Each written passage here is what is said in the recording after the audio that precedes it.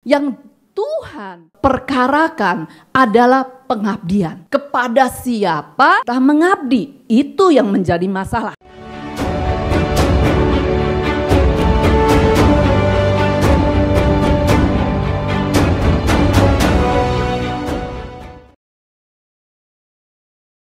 Hari ini kita akan berbicara tentang pengabdian. Nah, kata pengabdian itu untuk sekarang, zaman sekarang ini bukan hal yang sepertinya enak ya, dan juga orang udah jarang gitu kita melihat orang yang bersetia untuk mengabdi seseorang gitu ya. Ya, mengabdi itu bahasa yang ya saya suka sekali bahasa ini. Ya, pengabdian itu tuh mengabdi ya. Mengabdi itu seperti ya, kalau bahasa Indonesianya yang saya ini kan mengabdi itu tuh kita memberikan hidup kita kepada seseorang. Betul? Ya, ini mengabdi. Dan kata mengabdi ini, nah di Alkitab di Matius 6 dikatakan bahwa ada dua di sini ya, dengan batu di tengah, yang satu adalah apa saudara? US dollar ya saudara ya. Satu lagi Tuhan ya, Tuhan. Dan Tuhan tuh bukannya Tuhan nggak boleh kita punya uang. Di sini tuh akan salah kalau kita menganggap oh Tuhan kita nggak boleh kita punya uang. Sehingga ada pengajaran yang bilang kalau semakin kita nggak ada uang, semakin kita hidup lebih kudus, lebih suci gitu. Bukan saudara. Ya, yang di Tuhan masalahkan adalah kepada siapa kita mengabdi. Karena Dia tahu kita perlu uang. Saudara perlu uang? Ya kalau saudara nggak perlu uang, saudara mungkin nggak kesini ya. Ya mungkin juga ada juga yang bukan perlu uang datang ke sini untuk melarikan diri. Ada nggak? Ya, ada nggak yang bukan perlu uang melarikan diri? Enak di Hong Kong gitu ya. Memang Hong Kong enak ya. Nggak bisa dipungkirin. Buktinya Sisil balik lagi. Ya, oke. Hong Kong memang enak gitu ya. Ya, biarpun kita harus jalan gitu ya. Tapi kemanapun kita bisa gitu loh. Ya, dengan MTR, dengan bus, dengan segala macam. Kaki pun di jalan gitu ya. Kalau di Indonesia, kita mau ke satu tempat tuh nggak begitu leluasa ya. Oke, ya kita akan masuk ke belajar ini. Kita baca sama-sama Matius 6 ayat berapa? 24. Yuk, 1, 2, 3. Tak seorang pun mengabdi kepada dua tuan, karena jika demikian dan mengasihi yang lain, atau ia akan setia kepada yang seseorang dan tidak mengindahkan yang lain, kamu tidak dapat mengabdi kepada Allah dan kepada Mammon. Firman Tuhan di sini bukan berbicara Tuhan nggak boleh kita punya uang, ya. Bukan berbicara kita nggak boleh punya banyak uang, bukan. Yang Tuhan perkarakan adalah pengabdian. Kepada siapa kita mengabdi, itu yang menjadi masalah. Karena hubungan kita dengan Allah itu adalah hubungan yang eksklusif. Seperti kita dengan suami. Tahu apa arti eksklusif? Eksklusif itu artinya adalah hubungan yang khusus, yang spesial. Yang gak boleh, oke, saudara boleh punya sepatu 20, 100, 1000 boleh. Saudara juga boleh punya, kalau punya uang dan bisa punya tempat untuk nyimpen. Ya, saudara juga boleh punya tas dengan 100, 200 boleh. Tetapi kalau suami itu cuma satu. Ya, begitu juga istri. Istri hanya satu, karena itu hubungan yang spesial, hubungan yang gak boleh ada orang ketiganya. Biasanya kalau hubungan yang ada ketiganya pasti ruwet. Ya, Dan ditarik sana, ditarik ke sini, akhirnya dibagi 2 aja. Oke, karena hubungan Tuhan dengan kita, gerejanya itu seperti dia katakan, umpamakan sebagai hubungan pengantin pria dengan pengantin perempuan. Adalah hubungan yang eksklusif. Dia tidak bilang kamu gak boleh punya uang, tidak. Tapi dia mempermasalahkan kalau kita mengabdikan diri kita kepada Mamon. Karena dia mau kita mengabdi kepada dia. Dia yang tebus kita, dia yang bayar hutang kita. Ya, coba saudara, kalau saudara gitu ya, membayar hutang orang lain.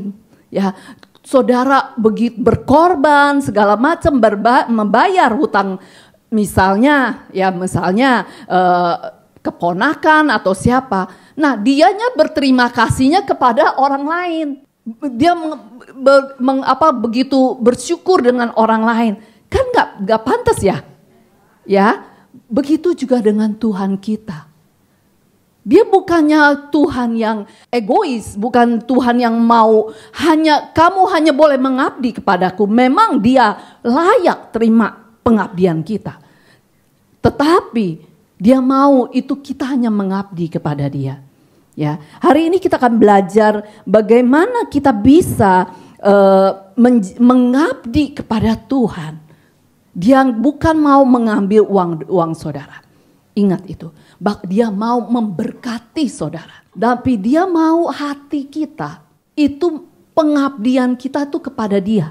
Bukan kepada Mamon. Karena bagi Tuhan uang itu tuh gampang sekali. Uang adalah alat pengukur hati seseorang. Firman Tuhan di Matius 6 ayat 21 katakan enggak, di mana hartamu berada. Wah, ini sudah hafal ya. Jadi berarti harta ya di sini kalau dalam terjemahan bahasa Inggris harta bukan saja hanya uang ya. Di sini harta pun bukan hanya uang, tetapi uang mencakup persentasinya lebih besar daripada yang lain ya. Uang itu adalah pengukur hati kita. Karena hati kita, di mana hati kita berada, di situ harta kita kan ya. Kebanyakan, tapi saya percaya yang ada di sini hatinya semuanya mengabdi kepada Tuhan. Amin. Yes. Kita nggak barometer kita nggak tertuju kepada Mamon, tapi tertuju kepada Tuhan. Oke, kita akan belajar hari ini ya. Ada beberapa tanda, ya 4 tanda yang kita akan belajar kalau seseorang hatinya tuh tertuju kepada Mamon. Kita cek dan recheck ya.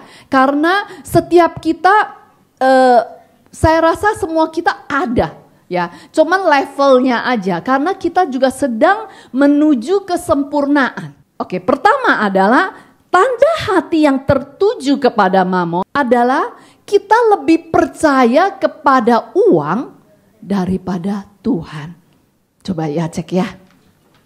Apakah saya lebih percaya kepada uang daripada Tuhan? Tandanya apa? Adalah kalau rasa aman kita. Saudara tahu rasa aman? Tahu ya? Kita rasa, aduh tenang deh. Saya banyak tabungan. Kita akan bilang, oh tenang. Saya 10 tahun juga saya nggak akan habis uang saya, tabungan saya. Ya aman pokoknya ya. Kita mempercayakan uang sebagai rasa aman kita. Kalau lihat tabungan udah mulai nyusut. Aduh gimana ya nanti besok makan apa ya? Ya makan nasi sama. Oke. Tapi kalau kita punya rasa aman itu kita taruh atas kepada tabungan kita yang nolnya mungkin bertambah atau berkurang, itu membuktikan bahwa kita lebih percaya kepada uang daripada Tuhan. Tanda kedua adalah kita kompromi dengan nilai-nilai Alkitabiah untuk mendapatkan uang. Misalnya, ya, bisa aja untuk kita bisa kalau di sini mungkin nggak ada yang dagang ya. Ada yang dagang? Oh, part time, oke. Ya, kita untuk mengejar uang, untuk mendapatkan uang, mungkin kita bisa bohong. Kan bohong sedikit nggak apa-apa lah. Ya, bahkan orang bisa bilang bohong putih, bohong hitam gitu ya. Oke, bohong sedikit ya nggak apa-apa. Masa sih ada orang hidup nggak pernah bohong? Ya, kalau untuk orang yang dagang bisa juga, aduh saya nggak ada untung loh, saya udah rugi nih padahal masih untung. Supaya supaya dagangannya laris, supaya kan biasanya kalau ya orang Indonesia lumayan juga kalau tawar tuh ya untuk mencegah orang itu mau menggencet harga yang kita ini, kita bilang, aduh saya tuh udah nggak ada untung loh, supaya ya udah ini harga yang paling the best gitu ya. Tapi ternyata kita tuh ada untung, masih banyak gitu ya. Tapi untuk supaya kita dagangan kita laris, kita berbohong. Bahkan kita bisa nipu. Oh, anak Tuhan gak nipu. Oh ya? Ayo, yang ngaku dosanya entengan. Ya, kita kadang-kadang tanpa setahu kita untuk kita mendapatkan uang, misal di majikan, ya kita mungkin nggak nipu sih, cuman kita sedikit gitulah ya, maksudnya kita beli barang keperluan kita, masukin bonnya sekalian dengan majikan, ya itu mungkin kita nggak nipu, kita kasih dia, tapi kita udah tahu dia nggak ngecek, gitu kan, ya kalau nggak ngecek kita masukin, ya dia nggak tahu, atau kita curi. Ya, kita curi dengan curi apa ya? Misal curi bukan hanya berbicara tentang uang, ya. Kita untuk mendapatkan uang, mengejar uang, kita bisa menipu, mencuri, bahkan kita menelantarkan keluarga. Ya, berarti kalau kita ada tanda-tanda ini, ya, tanda-tanda ini kalau misalnya ada di antara saudara mungkin ya yang di rumah sebenarnya kecukupan tapi karena saudara mau beli, saya pengen beli ini, beli tas, beli sepatu, beli segala macam, saudara datang ke sini, saudara menelantarkan anak saudara atau keluarga saudara, ya itu juga termasuk di sini ya. Kecuali memang saudara demi ke mereka saudara datang. Ya, beda lagi ya. Oke. Nah, tanda ketiga adalah stres melulu dengan uang. Orang yang kalau yang memang begitu kenceng dengan uang, begitu hatinya tertuju kepada uang, ada uang gak ada uang stres. Ya nggak ada uang sih udah memang udah ini ya, kalkulator diketik-ketik dihitung-hitung kok nggak cocok melulu ya, sampai jebol dipencet-pencet pun tetap sama gitu ya. Ya kita stres karena uang. Besok gimana ya, harus bayar. Ya ini memang bukan hanya hati kita tertuju kepada mamon, tetapi juga pengelolaan kita, bagaimana kita mengatur keuangan kita juga akan membuat kita stres. Ya, jadi ada perlunya kita bisa mengatur uang. Ya, ada podcastnya ya, podcast yang pertama boleh saudara didengar ulang dan ulang. Bagaimana Bapak Gembala kita mengajarkan, memberi nasihat tentang keuangan. Ya, stres karena uang. Ya. Uang gak ada stres, uang banyak stres, ya bagaimana ini uang? Takut ditipu, takut dicuri, takut di apa segala macam ya. Oke, kita jadi kekhawatiran mewarnai pikiran kita. Jadi lagu apa tuh? Lagu yang siang jadi kenangan, malam jadi impian, makin mendalam. Kepada siapa? Kepada siapa? Apakah kepada uang ataupun kepada Tuhan? Ya, itu pengabdian yang kita inginkan. Keempat, Tanda hati seseorang tertuju kepada mamon adalah, waduh, kalau mau ngasih, ya, wah harus ini pun susah keluar, ya. Ini susah keluar, udah keluar pun ditarik-tarik, saudara, ya. Nah, itu tanda-tandanya, ya. Tanda-tanda kita seberapa kita, setiap kita mungkin, ya, dalam tingkatan yang berbeda, kita ada. Nah, Tuhan tuh memberikan satu jalan keluar dan Tuhan kita tuh luar biasa. Dia tahu mamon, dia nggak bilang jangan mengabdi kepada selain mamon mungkin kepada keluarga atau kepada apapun. Tapi dia tahu ini mamon tuh salingan paling berat Tuhan. Ada yang nggak pernah merasa saya mah nggak takut masa depan, ya karena saya tahu Tuhan menjadi penyediaku. Ada? Saya percaya ada. Ya, kita ada dari kita yang sudah mengalami Tuhan. Ya. Dan Tuhan mau itu kita sampai ke situ. Setiap kita dia mau kita sampai ke situ. Kita nggak lagi khawatir. Kita nggak lagi takut waktu disuruh memberi. Kita nggak lagi menjadikan mamon itu sembahan kita. Aduh kamu jangan pergi ya, kamu jangan pergi ya. Aku sembah engkau, aku sembah engkau. Tahukah saudara, uang tuh punya sayap yang nggak kelihatan. Tanpa setahu saudara tiba-tiba uang itu bisa melayang. Oke, ya Tuhan katakan, engkau mencari Hagai, engkau mencari banyak, tapi kok sepertinya ada lubang di dalam ya entar karena sakit, entar ditipu orang atau hilang, HP tiba-tiba rusak, ya segala macam kebutuhan tiba-tiba harus, itu tuh uang tuh seperti itu melayang. Dan kita nggak bisa andalkan uang. Tadi di Matius itu katakan, tak seorang pun dapat mengabdi kepada dua tuan. Kalau tuan saudara adalah uang, dia tuh tuan yang sangat kejam. Dia nggak akan lepaskan saudara. Kalau tuan saudara adalah Tuhan, Allah pencipta langit dan bumi dan segala isinya, dia ada Allah yang setia. Allah yang penuh belas kasihan. Kalau kita ngaku salah, kalau kita bersalah, kita ngaku, dia langsung ampuni, dia bereskan, tidak lagi mengingat-ingat. Tetapi kalau tuanmu adalah mamon, dia akan peras engkau, dia akan gencet engkau sampai engkau rata. Oke, sampai ratanya tuh bukan ini, rata. Oke. Sampai engkau gak bisa bergerak.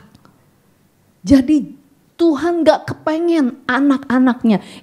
Matius 6 ini berbicara bukan kepada orang lain. Tetapi kepada gerejanya. Kepada saudara dan saya. Bahwa kamu jangan mengabdi kepada mamon. Karena mamon itu adalah tuan yang jahat. Tuan yang gak berbelas kasihan. Tapi aku Tuhan yang berbelas kasihan. Aku tahu keperluanmu. Aku tahu apa yang menjadi kerinduanmu. Itu Tuhan. Dan biarlah kita memilih yang benar. Kepada siapa saya mau mengabdi. Amin saudara. Ya, di Alkitab di 1 Timotius, kita baca sama-sama ya. 1, 2, 3. Sebab dari cinta akan uang timbul segala. Ada sebagian orang yang mengejar uang sehingga sudah tidak menuruti lagi. Lalu mereka tertimpa banyak penderitaan yang menghancurkan hati mereka. Uang tidak salah saudara. Uang tidak jahat. Yang jahat adalah cinta akan uang. Kalau terjemahan yang lain, yang dalam terjemahan baru katakan akar dari apa? Cinta akan uang. Uang tidak masalah. Tuhan mau kita mengendalikan uang. Bukan uang yang mengendalikan kita. Tahu bedanya? Ya, tahu bedanya kalau kita dikendalikan uang? Kalau kita dikendalikan uang, seperti tadi ngomong, rasa aman kita itu ada di dalam berapa banyaknya uang kita. Kalau kita mengendalikan uang, kita akan berkata kepada uang, biarpun aku gak punya uang saat ini, aku tahu Allahku akan mencukupi segala kebutuhanku menurut kekayaan dan kemuliaannya. Itulah orang yang akan mengendalikan uang. Dia gak takut besok gak ada uang, dia gak takut dia perlu besok bayar uang sekolah ataupun apa. Dia tahu Tuhannya adalah Tuhan yang baik, Bapa yang akan selalu menolong, tidak pernah terlambat. Amin, saudara. Uang adalah alat, saudara. Tahu alat? Ya, seperti saya dengan telepon. Telepon itu alat atau saya alat? Telepon adalah alat, ya. Seperti seorang pelukis. Seorang pelukis perlu apa, saudara? Perlu kuas ya, sama ya alat yang paling ininya kuas. Kuas ya, tahu ya? Oke. Nah, kuas itu adalah alat, adalah sarana. Seperti uang. Kalau alat itu enggak ada, apakah pelukis itu, misalnya pelukis yang terkenal, ya, lukisannya bisa berharga beratus-ratus juta mungkin. Ya, pernah lihat lukisan yang berharga ratusan juta? Ya, dalam internet, ntar cari ya. Oke, nah dia melukiskan pakai apa? Pakai kuas ya. Yang menurut saudara, kalau kuasnya diambil, apakah dia udah gak bisa melukis? Untuk sementara waktu, ya dia akan kebingungan. Tetapi pelukis dengan lukisan, yang punya ide adalah kuasnya atau pelukisnya? Pelukisnya. Biarpun mungkin alatnya itu, kuasnya itu gak dikasih, diambil, tetapi pelukis itu kalau dia adalah cakap dalam bidangnya, biasanya kalau kita tahu pelukis yang terkenal gitu ya, dia pasti pinter gitu ya, mahir, cakap dalam bidang dia. Itu akan menjadi tantangan bagi dia. Dan dia itulah waktunya di mana dia akan memikirkan kreativitas. Bagaimana dia bisa melukis tanpa kuas. Akhirnya mungkin dia akan lukis pakai tangannya, pakai apapun medium, ya medium alat. Pakai daun, pakai yang untuk kalau orang ituin dinding di amplas, kertas amplas ya. Mungkin lukisan itu akan lebih berharga lagi daripada kalau dia pakai kuas. Kuas adalah alat. Begitu juga saudara dan saya. Mungkin saudara bilang, saya kan bukan pelukis, saya cuma bekerja di Hong Kong. Oh, firman Tuhan katakan di Amsal 22 ayat 29, nanti baca di rumah. Orang yang cakap, ya orang yang cakap itu apa? Mahir. Kalau dalam bahasa Inggrisnya skillful, dia tuh tempatnya di mana? Di perosokan atau di istana raja? Di firman Tuhan katakan orang yang cakap, tempatnya tuh di istana raja. Berarti seseorang kalau mahir, cakap dalam bidangnya, dia gak takut cari majikan. Dia gak takut cari kerjaan. Kerjaan cari dia. Jangan bilang, saya cuma pembantu rumah tangga. No. Tahukah nilai saudara? Kalau saudara mahir dalam masak, saudara mahir dalam segala apa yang bidang saudara. Saudara gak takut gak ada majikan. Bahkan orang berbaris untuk mau saudara. Bahkan gaji saudara akan melebihi rata-rata. Jadi bukan uang yang kita pegang rata-rata, tetapi diri kita. Ya sampai yang ini sama mau diimport ya. Mau diimport ke Kanada. Ya, jadi kan nih. Kita harus mengerti. Alat, ya sementara alat itu bisa membuat si pelukis bingung. Aduh gimana, kan orang lukis harus pakai kuas. Tapi Tuhan adalah Tuhan yang sangat amat baik. Katakan, Tuhan kita adalah Tuhan yang sangat amat baik. Dia kalau kita mengabdi, Tuhan kita adalah Tuhan. Kita nggak takut yang hanya alat sarana itu bisa diambil, bisa terbang sehari. Ya, kita nggak takut, nggak ada uang yang menjadi alat. Dia akan memberi kita kemampuan. Oke, kita akan belajar lagi di Alkitab ada 2 orang, ya. Satunya adalah kita baca yuk coba di Matius 19 ayat 21 sampai 22. Yuk kita baca sama-sama. 1, 2, 3. Yesus berkata kepadanya, kalau engkau ingin menjadi sempurna, pergilah, jual semua milikmu, berikanlah uangnya kepada orang miskin, dan engkau akan mendapat harta di surga. Sesudah itu datanglah mengikut aku. Mendengar kata-kata itu, orang muda itu pergi dengan susah hati, sebab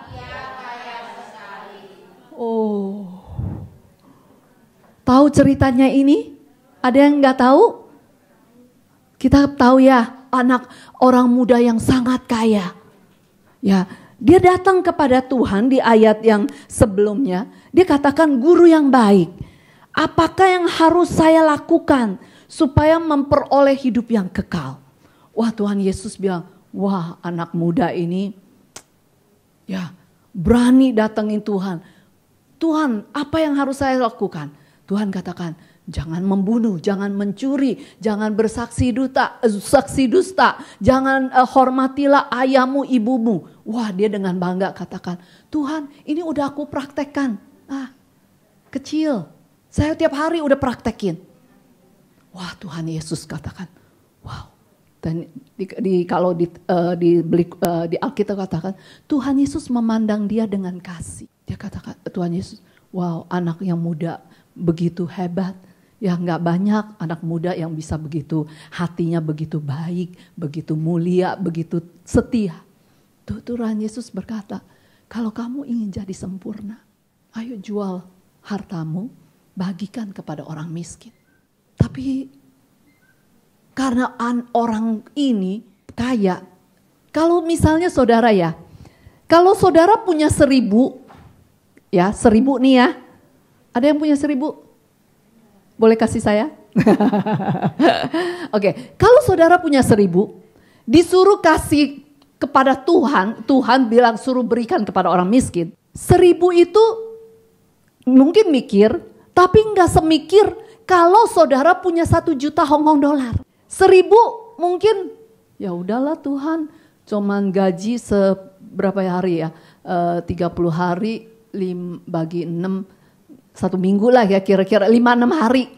Ya palingan gaji 5-6 hari saya gak ada gaji. Kan sekarang minimum 5.000 ya, 5.000 bagi 30 berapa ya jadinya ya. Oke. Ya beberapa, ya hampir 5-6 hari lah ya, mungkin seminggu gitu lah. Bagi saudara 1.000 itu oke. Saya kasih ke orang miskin. Tetapi kalau makanya kita kadang-kadang harus menempatkan ayat ini ke dalam diri kita. Kalau saya disuruh Tuhan punya 1 juta. Waduh 1 juta seumur hidup juga belum ada. Seumur hidup, maksudnya seumur hidup saya kerja. Mungkin akan terkumpul uang itu. Tiba-tiba Tuhan suruh kasih ke orang miskin.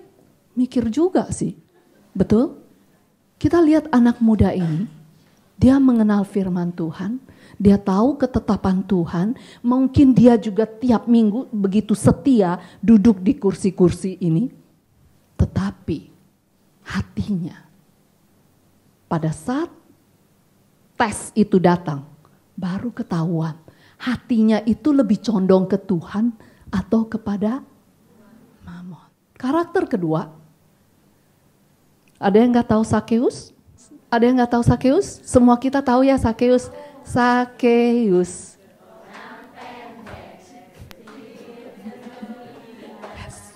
Nah, Sakeus ini tuh profesinya apa sih saudara? Pemungut cukai ya. Oke. Nah, dia tuh jauh-jauh hari mungkin dengar, oh itu Tuhan Yesus itu tuh luar biasa, bisa menyembuhkan, bisa mengusir roh-roh jahat segala macam. Pas tuh sudah gitu, wah Tuhan Yesus nanti Yesus itu akan datang ke kotanya. Ya, wah dia pengen tahu juga ini siapa ini Tuhan Yesus. Ya, karena dia pendek, begitu banyak orang kerumun untuk melihat Tuhan Yesus dan dia manjat ke pohon. Dia manjat ke pohon dan Tuhan Yesus datang dan dia lihat Sakeus. Dia bilang, Sakeus, malam ini aku akan tinggal di rumahmu. Kita tahu Sakeus itu pemungut cukai dan memang di Alkitab nggak dikatakan dia tuh anak Tuhan atau bukan. Tetapi sepertinya gejalanya ya kalau kita ini adalah dia belum mengenal kebenaran. Biasanya pemungut cukai itu ya terkenal apa sih saudara? Tuhan Yesus bilang aku datang ke rumahmu. Dan Tuhan Yesus tidak ngomong apa-apa. Dan di sini Sakeus berdiri ketika di rumahnya. Ketika Tuhan Yesus bilang saya mau menginap di rumahmu. Dan dia bawa Tuhan Yesus ke rumahnya. Dan sesudah tiba di rumahnya, Sakeus dengan sendirinya. Orang kaya, muda yang kaya itu diminta. Lihat perbandingan. Kita lihat perbandingan ya. Orang muda itu melakukan segala perintah Tuhan. Seperti saudara dan saya mungkin ya. Tetapi Sakeus gak pernah. Oke, kalau dia tahu firman Tuhan dan dia melakukan, dia gak akan menjadi. Ya. Oke, Sakeus tanpa diminta Tuhan karena Tuhan juga gak expect. Gak mengharapkan mungkin ya. Tuhan, separuh dari harta saya akan saya sedekahkan kepada orang miskin. Dan siapa saja yang pernah saya tipu, akan saya bayar kembali kepadanya 4 kali lipat. Oke, kita belajar matematika sebentar ya. Anak muda itu mungkin punya uang 1 juta. Sakeus punya uang 1 juta. Kita pukul rata 1 juta, 1 juta. Tuhan suruh anak muda itu kamu jual semuanya itu 1 juta berikan kepada orang miskin.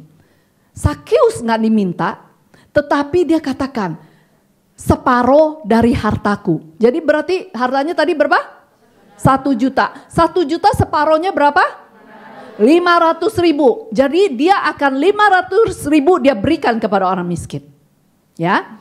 Terus dia tinggal 500.000. Dia bilang kalau siapa saja yang pernah saya tipu, oh berarti dia nipu ya.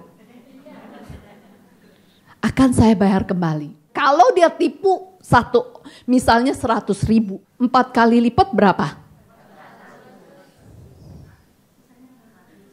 Kalau dia nipu 150.000, bangkrut, habis. 1 juta, 1 juta sama. Bedanya. Sakeus, dia nggak tahu kebenaran. Pada saat dia ketemu Tuhan, hatinya berubah. Ketergantungannya kepada Mamon berubah. Yang dulunya pasti kalau nipu pasti Mamon itu tuh tuannya lah. Ya kita nggak usah ini. Tetapi anak muda.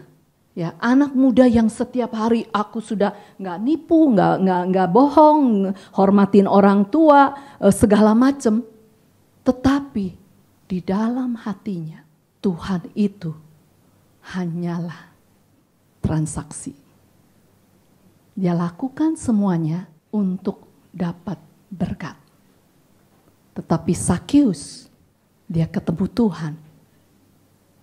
Dia nggak peduli lagi Mamon, hatinya langsung dia mengabdi kepada siapa? Tuhan. Dulunya dia mengabdi kepada Mamon.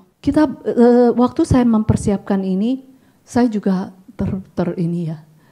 Kadang-kadang kita bisa seperti anak muda itu. Kita banyak lakukan ini dan itu, tetapi pada saat Tuhan meminta yang paling berharga dari kita, kita dengan sedih. Aduh Tuhan, kok Tuhan gitu sih? Kan saya udah mencintai Tuhan. Saya udah beri hidup saya kepada Tuhan. Kok Tuhan masih minta uang saya? Ini kan uang untuk sekolah anak. Ini kan uang untuk masa depan saya. Ini kan untuk ini. Ini kan untuk itu. Kita berargumentasi dengan Tuhan. Tetapi Sakeus berbeda. Pada saat dia ketemu Tuhan, dia gak peduli uang. Biarlah kisah ini bisa membuat saudara mengerti ya, bahwa uang itu hanya sarana. Pada saat kita menomor satukan Tuhan, di Matius 6 ayat 33 katakan, carilah kerajaan Allah dan kebenarannya. Semua akan ditambahkan kepadamu. Yang terakhir ya. Saya nggak ada waktu untuk berbicara tentang perpuluhan segala macam.